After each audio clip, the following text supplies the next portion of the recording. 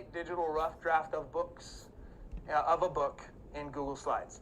Last week, you should have completed a script, which was the narrative arc of your story that included math, right? You should have completed storyboards, which are a rough layout, page layout, rough design, composed design of how the pieces are going to work together visually, right? These things are already there. Now we're going to pull those together, and we're only going to use Google Slides. This is important and intentional. I know Canva is a good tool. I know PowerPoint is a really good tool. It's got access to a lot of free and kind of Creative Commons clip art that you don't have to cite, which is cool. But you don't get to use it, I'm sorry, because the version that is best for this is a paid version. And also there are so many different kinds of technologies that we're going to pick one. We're all going to use the same one. The other reason for Google Slides, it's also my way of making sure you're not generating things that you shouldn't, because the other types of technologies only give a final product. They don't show the process. And if I come to suspect, or I have to ask you the question of, is this your work? I can tell, you can prove to me better with Google Slides that it is your work, which is why I do this, because I want you to be able to defend yourself, not us just be kind of not getting along. Does that make sense? Okay. So, what is this? It's a rough draft, keep that in mind. You'll be creating a 16 to 20 page book. We know this already, hopefully. It's going to have 40 to 60 words of content per page. These words are not describing what's happening. They are telling a story, and it includes the dialogue. Does that make sense? Okay, make sure you lean into that. Ultimately, you're going to share that in service learning. Be sure to present your chosen math content in an interesting way that's meaningful to our audience. So it has to be math content from Casey's portion of the class within the first 8 weeks. Anything that is Casey's class content, not generic multiplication. You guys already know this, right? Okay. I think I said last week, one of the strategies I encourage you to do is let the math solve the problem your character's struggling with. Use it to either create part of the world for world building, or use it to solve or create a problem that needs resolution in the story. That's how you embed it best. And sometimes you can personify some of the concepts, like a croc as a crocodile is something people have done. And then it's someone who's a very steady person. Like that character's a steady character. They're personifying constant rate of change as having reliable character, because constant rate of change, right? Croc, and they're a crocodile. That's the kind of thing you can do. Okay, what else do we have? So we're going to get into how you do this in a moment, but I want to cover the necessary things. So you're going to use Google Slides to build a digital rough version. And make sure you include a cover that's beyond the 16 and 20 pages. So you will have, by the final, you'll have a title page, 16 to 20 pages of content, and then a reference page for any math sources or images you borrowed. Avoid description, do more showing and telling if we're borrowing from creative writing. Make sure the math representation is accurate, and all that fun stuff. I do have a bunch of resources if any of these things are needed. They're mine and other people's. Some of them are part of your homework. So let's see. And then just to remind you of the things that have gotten you here. This is, actually do this first. Just kidding. So where are our modules? If we scroll down through modules, what module are we on? Week 7? So let's do. Is that one? Okay, so you already know you have 3 pieces of a math exam coming up. There's a reason why the writing class only has 2 assignments this week, and it's tonight and Wednesday. That's because I care about you, and I want you to be able to spend Thursday through Monday focusing on studying for math and prepping for that, right? We talked about that's the benefit of the learning community. I'm just being meta here. So we get our rough draft in. There is content we'll continue to roll over, so that's not a final draft. We will have content on Wednesday that will help you continue to think about things like, where is it? Like dialogue and visual design. I've got an analysis of different books that are part of that, and so yes, you will go in and you'll be able to have some things. We'll also talk about copyright and fair use as part of that content, so you know when it's okay to use images and what it takes to use those, at least to get that on your radar. Okay. We've already covered, along these lines, how to storyboard, 18 things you need to know to illustrate a picture. That's like the Australian or British guy. I can't remember his accent. Which one it is, but he gives you some really good tips about how to lay out a story when you're doing that rough. And then we also have typography we learned about, and practice with images and readability and accessibility. All of these things are things you've already learned that should come into play as you're thinking about these things and building your book. Good? Make sense? Okay. A lot of that context to get to this last thing. So let's talk about what we do here. So I'm going to go to, we're going to use Riker's storyboard if it works. I think, right? My thing's not loading now. Refresh. Okay. So if we're using Riker's storyboards, okay, I'm going to just pick this first page. Mom calls kids down, going to grandma's, right? So Riker, help me. So I see is this a stairway? And then a lady with a talk bubble. Is this a driveway and a door with a car and all that? Okay, so I will, actually let me see, yeah, we'll go here. So if you have your computers, you can follow along with this next part. You are going to use Google Slides. I'm just going to show you some quick tools. I'm doing this because composing visual layout stuff, sorry, that's not very articulate. Doing this type of work is a 21st century necessity, being able to pull together multiple what are called assets, that's pictures, images, text, whatever it is, into a single page or a single scenario and make them lay out in a meaningful way. So that's why we're learning some of this. So I'll give you an example. Here was a lame version of, but a very quickly done on purpose version of someone else's storyboard. Basically what they had, not unlike Riker, they had, it was a princess, she had some sort of workshop, she had a thing that swapped out all her dresses, and then it showed her, well, that's not a stair set. And then she was a princess walking up with a little crown, right? And that was her. And that's where this came from. And then they said put text on the bottom, and I showed them there's all this white space, let's move some text up there. That was what I did in the last class, so you can see. This is, for a rough digital draft, totally fine, right? And I'll show you how I did it in a minute. The point is that we're roughing things in, and then we can swap out with better assets later once we decide how we want to do that.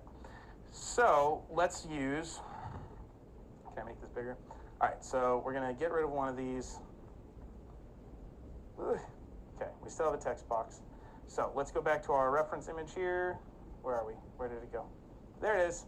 All right, so we need a stairwell. I'm going to try using a different structure because last time I used, I'm just going to go and insert a random shape. So what's a good shape for stairs? So last time I used that funny arrow thing. I'm going to try using a trapezoid instead. So I'm going to create a stair that I like. Okay, and I'm going to copy, paste, paste, paste, paste, paste, paste, paste, paste, paste, paste, paste, paste. Now I have a set of stairs, right? Let's get rid of that. No, well, let me. Okay, fine. Get out of the way. Okay, so I've just quickly made stairs, and thankfully it's kind of a similar layout to the other one, so we can have a better sense of how to compare it. This also had a lady, but this one was a princess. And this we need a mom. So in this case, because it's a rough draft, I'm going to just grab an image from the internet. I know I would swap this out, and any image I would use, I would need to cite by the final draft. But for now, I'm going to use the search the web for an image just to get a rough layout. And I'm going to go clip art, and I'm just going to put mom. If you do clip art, you get kind of the fun cartoony version. So we're just going to say, let's see, we're going to use this one, because why not? Insert. Okay. Oh, she's giant. Too much? Okay. We can check as we do this. So she's supposed to stand.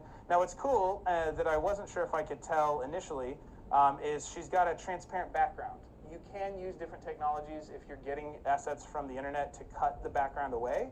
And so know that that's an option. So let's make sure she's at a relatively reasonable size. Cool.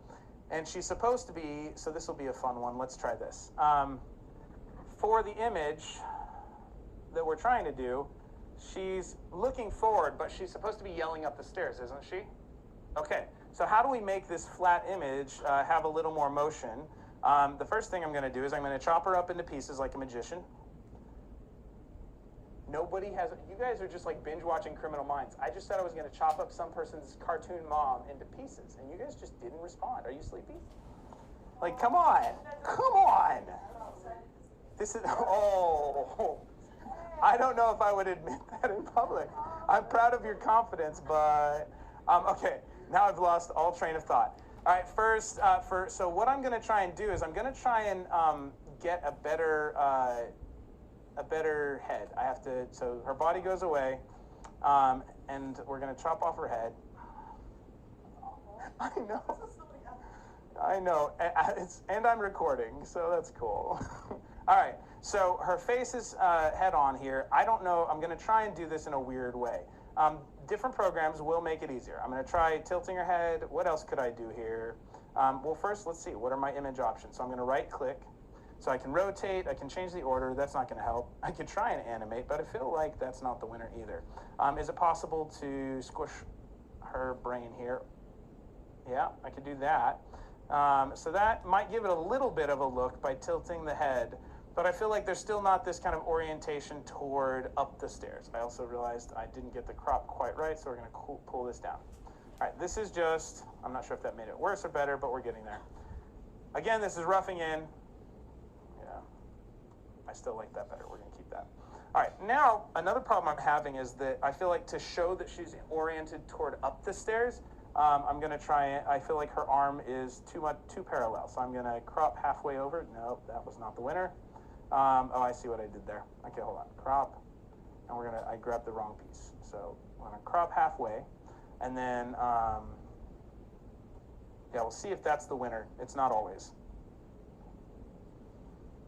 And if you're like, why, Greg? Why are we doing this? Well, you know, this is how we get used to tools. So there are a variety of digital tools you could use to do this type of work.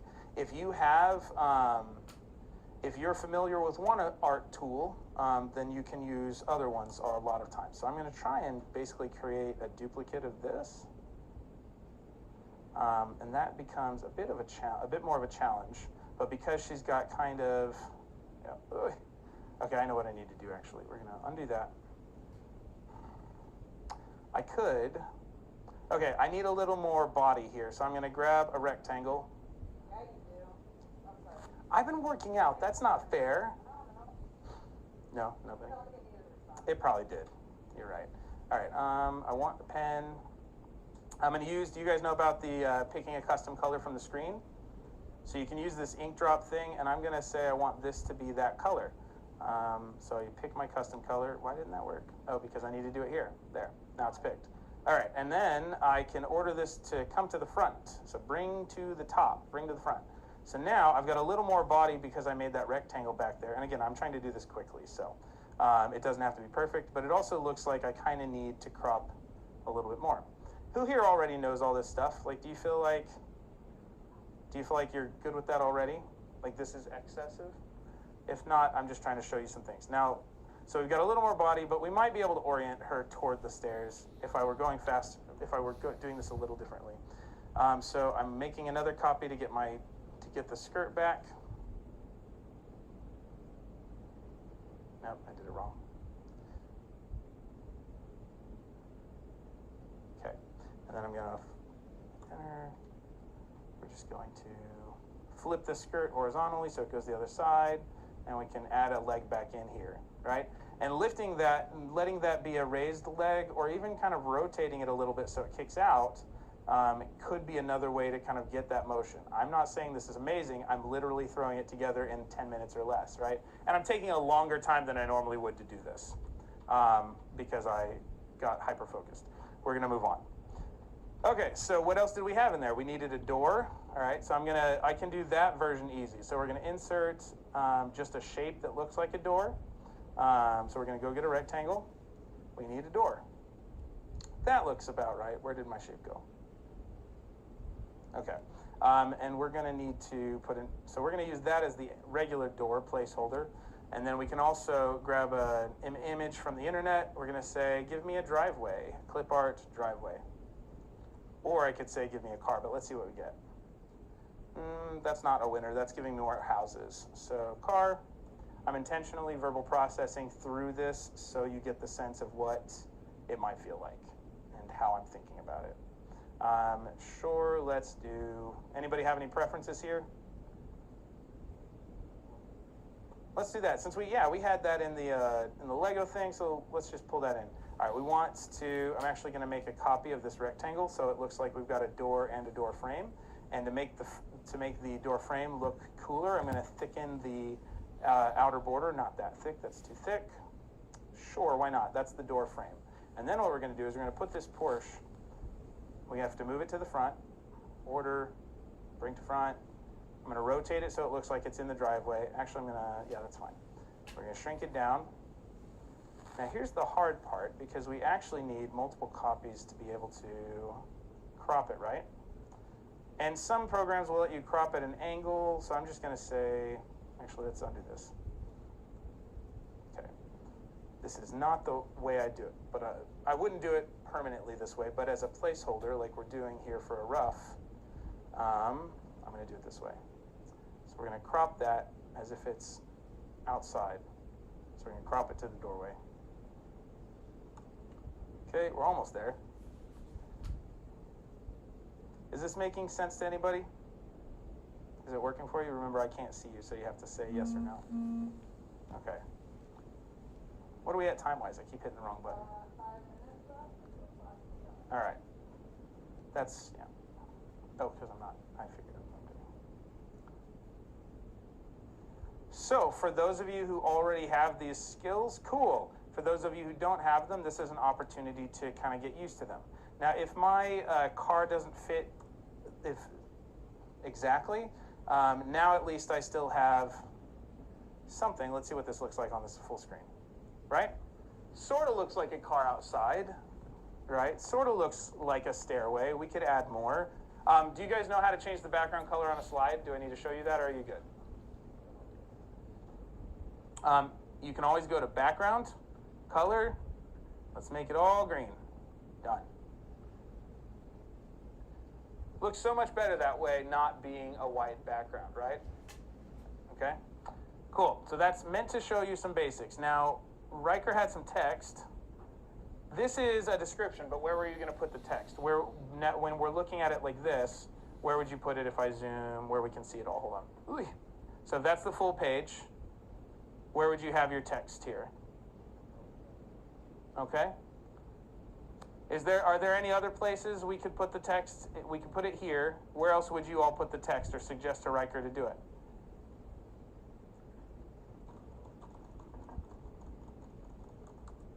No, too far. No thoughts? No other options? Okay, we also said she was supposed to have a thought bubble, so let's go see if we have a shape that'll do that.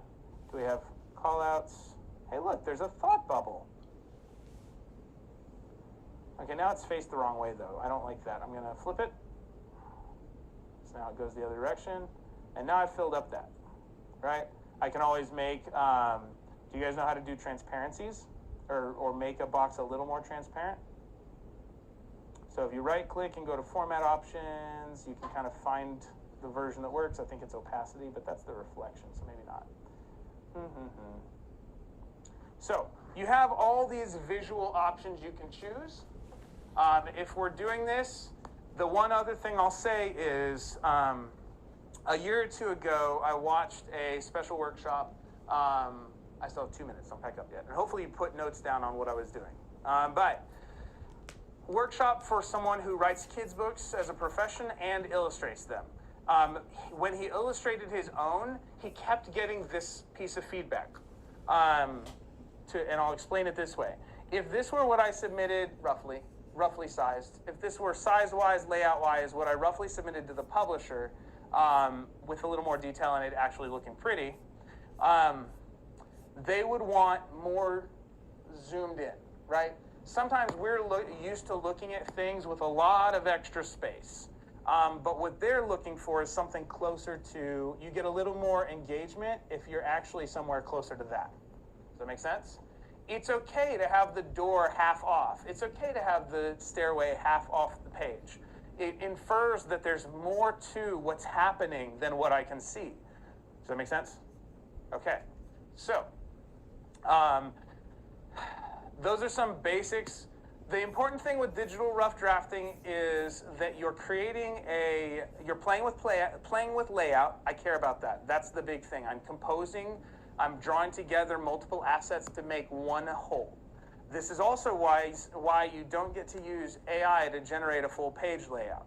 Tracking with that?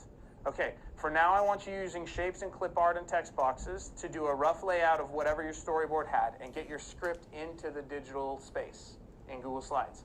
As you continue to edit, because we still have a couple weeks on this to polish, as you continue to edit, what you might be able to do, I will let you you can hand draw if you want, if that's a skill you have, or you just like the idea of hand drawing your own characters.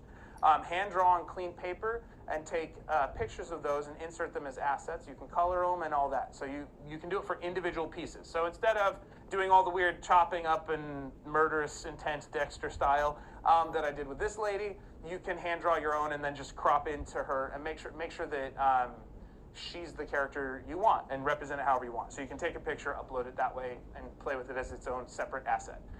You can also use AI to generate individual characters on individual pages. You don't get to do a full page layout. You can get individual assets from AI, but you can't use a whole page layout. I need to see that you're thinking about how these pieces fit together no matter what they are. And I care more that I'm less interested in the highest quality of art, though you should try and have a good quality piece because there are kids. I'm more interested in you practicing the visual design layout. Does that make sense? I'm out of time. I'm way past time. 30 seconds at least after time. Have fun. Text me with questions.